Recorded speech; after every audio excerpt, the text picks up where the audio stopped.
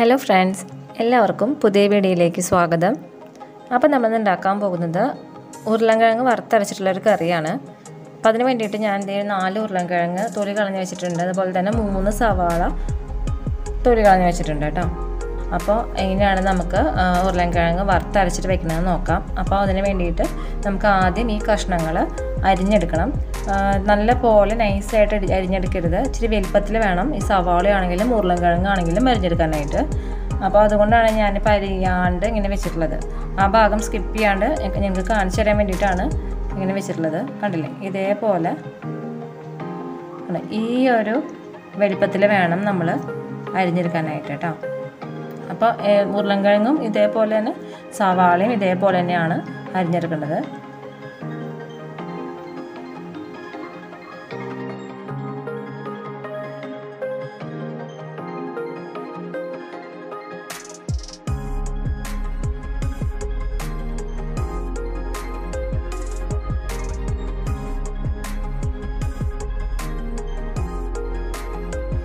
ഈ ഉരുളൻകിഴങ്ങൊക്കെ കഴുകിയതിന് ശേഷമാണ് അരിയാനായിട്ട് ഞാൻ വെച്ചിട്ടുണ്ടായിരുന്നത്. അതുകൊണ്ട് ഇനിയിപ്പോൾ വീണ്ടും കഴുകണില്ല. ഇനി നമുക്ക് ഈ കഷ്ണങ്ങൾ ഒരു കുക്കറിലേക്ക് ഇട്ട് കൊടുക്കാം. അപ്പോൾ ഞാൻ കുക്കറിലാണ് കറി വെക്കുന്നത്. അപ്പോൾ അതിന് വേണ്ടിയിട്ടാണ് ഒരു കുക്കർ എടുത്ത് വെച്ചിട്ടുണ്ട്. അതിലേക്ക് നമ്മുടെ കഷ്ണങ്ങളൊക്കെ ഇട്ട് കൊടുക്കാം കേട്ടോ. ഇനി ഇതിലേക്ക് പൊടികളൊക്കെ ചേർത്ത് കൊടുക്കാം. 1/2 ടീസ്പൂൺ മഞ്ഞൾപ്പൊടിയാണ് ഇട്ട് കൊടുക്കുന്നത്. പിന്നെ മുളക് പൊടി മല്ലിപ്പൊടിയൊക്കെ ഇട്ട് കൊടുക്കുന്നുണ്ട്. പക്ഷെ അതൊക്കെ ഒന്ന് ചൂടാക്കിയതിന് ശേഷം വേണം കുക്കറിലേക്ക് ഇട്ട് കൊടുക്കാൻ. അപ്പോൾ അതിന് വേണ്ടിയിട്ട് ഞാനൊരു പാന് അടുപ്പത്ത് വെക്കുന്നുണ്ട് കേട്ടോ. ആ പാൻ ചൂടായി വന്നിട്ടുണ്ട്. ഇതിലേക്ക് 2 ടേബിൾ സ്പൂൺ മല്ലിപ്പൊടി ഇട്ട് കൊടുക്കാം.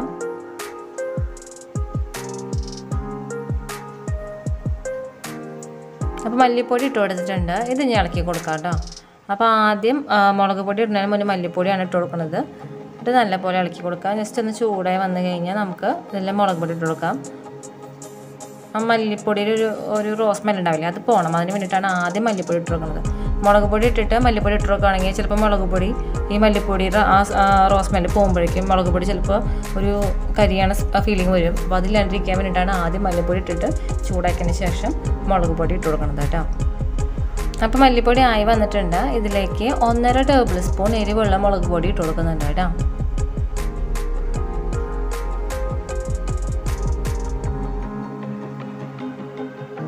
അപ്പോൾ പൊടികളെല്ലാതും ചൂടായി വന്നിട്ടുണ്ട്. ഇനി നമുക്കിത് കുക്കറിലേക്ക് ഇട്ട് കൊടുക്കാം കേട്ടോ. ഇനി ഇതിലേക്ക് ഒരു ചെറിയ കഷ്ണം ഇഞ്ചിയും അതുപോലെ തന്നെ 5 അല്ലി വെളുത്തുള്ളി ചതച്ച് വെച്ചിട്ടുള്ളത് ഇട്ട് കൊടുക്കുന്നുണ്ട് കേട്ടോ. ഒരു തണ്ട് കറിവേപ്പില ഇട്ട് കൊടുക്കാം. പിന്നെ ആവശ്യത്തിന് ഉപ്പ്, ഒരു പച്ചമുളക് 4 കീറിയിട്ടിലാണ് ഇട്ട് കൊടുക്കുന്നത്. 1 ടീസ്പൂൺ വെളിച്ചെണ്ണ ഒഴിച്ച് കൊടുക്കാം കേട്ടോ.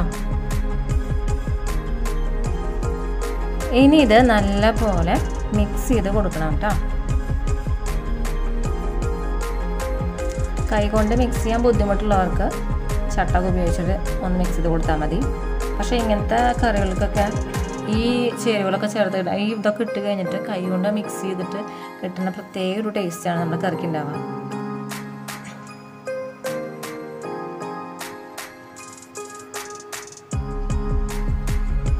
ഇനി ഇതിലേക്ക് 1/2 കപ്പ് വെള്ളം ഒഴിച്ച് കൊടുക്കാം.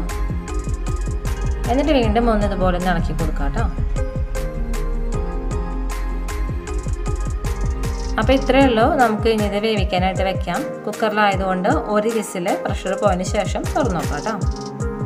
അപ്പോൾ കുക്കർ അടുപ്പത്ത് വെച്ചിട്ടുണ്ട്. ഇതിന് വെന്ത് വരട്ടെ, എന്നിട്ട് കാണിച്ചു തരാം. ഉരുളൻകിഴങ്ങൊക്കെ വെന്ത് വരുന്ന നേരം കൊണ്ട് നമുക്ക് കുറച്ച് കാര്യങ്ങൾ ചെയ്യാനുണ്ട്. അപ്പോൾ അതിന് വേണ്ടിയിട്ട് നമ്മൾ ആ മുളക് പൊടിയൊക്കെ ചൂടാക്കിയില്ല, സെയിം പാൻ തന്നെയാണ് ഞാൻ വെച്ച് കൊടുത്തിട്ടുള്ളത്.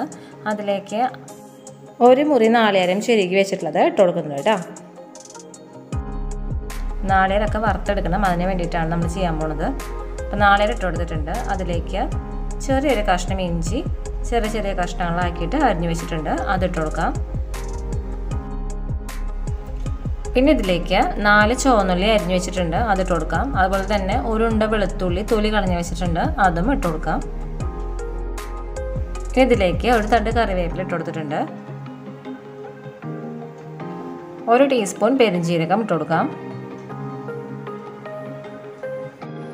പിന്നെ ഇതിലേക്ക് കുറച്ച് വെളിച്ചെണ്ണ ഒഴിച്ച് കൊടുക്കാം കേട്ടോ.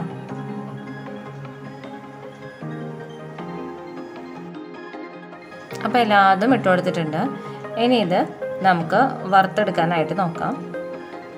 ഇതിങ്ങനെ കണ്ടിന്യൂസ്ലി ഇളക്കി കൊടുക്കാം. ഏകദേശം ഒരു റെഡ് ബ്രൗൺ കളറ് മിക്സായി വരുമ്പോൾ നമുക്കിതിന് ഫ്ലെയിം ഓഫ് ചെയ്യാം കേട്ടോ. അപ്പോൾ അതുവരെ നമുക്കിത് ഇളക്കി കൊടുക്കണം.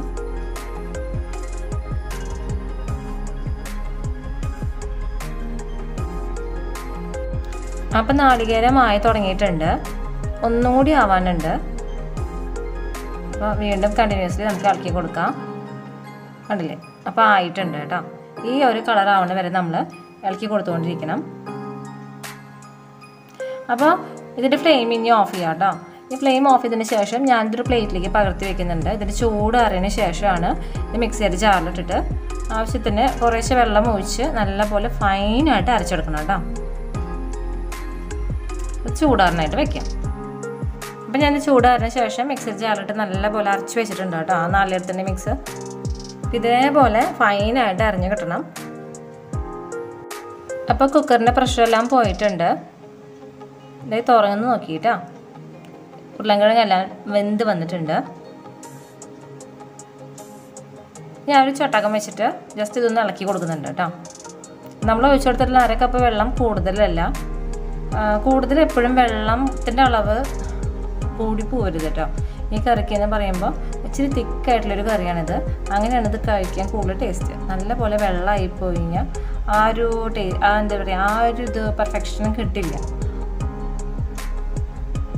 അപ്പം ഞാൻ ഫ്ലെയിം ഓൺ ആക്കിയിട്ടുണ്ട് കേട്ടോ. ഇനി ഇതിലേക്ക് നമ്മൾ അരച്ച് വെച്ചിട്ടുള്ള അരപ്പ് ഒഴിച്ച് കൊടുക്കാം. അപ്പം ഇത് തിളച്ച് തുടങ്ങിയിട്ടുണ്ട് കേട്ടോ. ഞാനിപ്പോൾ മിക്സിയുടെ ജാറിൽ മുഴുവൻ അരപ്പ് കിട്ടാൻ വേണ്ടി കുറച്ച് വെള്ളം ഒഴിച്ചിട്ട് നല്ല പോലെ ജസ്റ്റ് ഒന്ന് അടിച്ചെടുത്തതിന് ശേഷം ഇതിലേക്ക് ഒഴിച്ചു കൊടുക്കുന്നുണ്ട് കേട്ടോ. കുറച്ച് വെള്ളം ഒഴിച്ചു കൊടുത്തിട്ടുള്ളൂ. ഇനി ഇത് നല്ല പോലെ ഇളക്കി കൊടുക്കാം കേട്ടോ.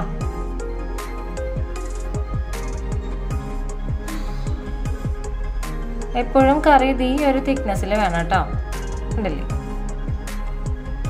ഇനി ഇതിലേക്ക് ഇട്ട് കൊടുത്തിട്ടുള്ള ഉപ്പെല്ലാതും കറക്റ്റ് ആയതൊന്നും ചെക്ക് ചെയ്ത് നോക്കാം. കുറവാണെങ്കിൽ ഈ ടൈമിൽ ഇട്ട് കൊടുക്കാം. അപ്പം ഞാൻ നോക്കിയപ്പോൾ കുറച്ച് ഉപ്പ് കുറവുണ്ട്. അപ്പോൾ അതിനനുസരിച്ച് കുറച്ച് ഉപ്പ് ഇട്ട് കൊടുത്തിട്ടുണ്ട്. ഇനി വീണ്ടും അതൊന്ന് ഇളക്കി കൊടുക്കാം.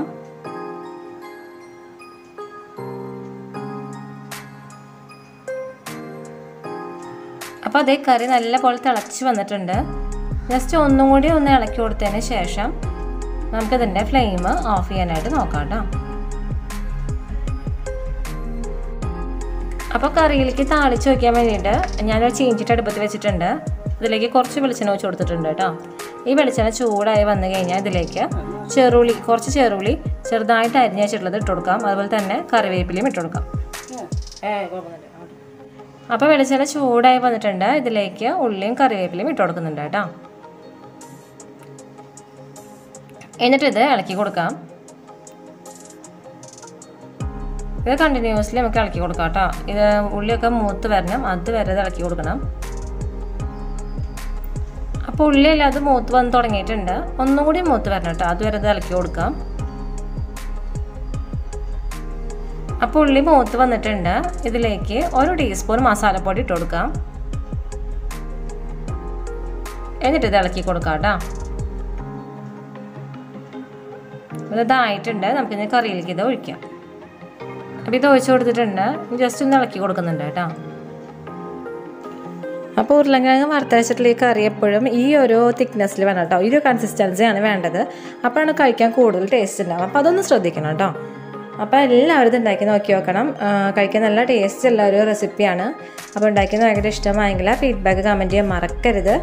അപ്പോൾ എല്ലാവർക്കും ഈ വീഡിയോ ഇഷ്ടമായെങ്കിൽ ലൈക്ക് ചെയ്യുക, ഷെയർ ചെയ്യുക, കമൻറ്റ് ചെയ്യുക, സബ്സ്ക്രൈബ് ചെയ്യുക. സബ്സ്ക്രൈബ് ബട്ടൺ അടുത്തുള്ള ബെല്ലൈക്കണിൽ ക്ലിക്ക് ചെയ്യാൻ മറക്കരുത്. അപ്പോൾ ക്ലിക്ക് ചെയ്യുമ്പോൾ വരുന്ന ഓൾ ബട്ടണിൽ ക്ലിക്ക് ചെയ്യുകയാണെങ്കിൽ ഞാനിടുന്ന വീഡിയോസിൻ്റെ നോട്ടിഫിക്കേഷനൊക്കെ ഞങ്ങൾക്ക് കിട്ടുന്നതായിരിക്കും കേട്ടോ. അതുപോലെ ഇതുവരെ എൻ്റെ ചാനൽ സബ്സ്ക്രൈബ് ചെയ്തിട്ടില്ലെങ്കിൽ സബ്സ്ക്രൈബ് ചെയ്യാൻ മറക്കരുത്. അപ്പോൾ എല്ലാവർക്കും പുതിയൊരു വീഡിയോ വരുന്നവരെ നന്ദി, നമസ്കാരം.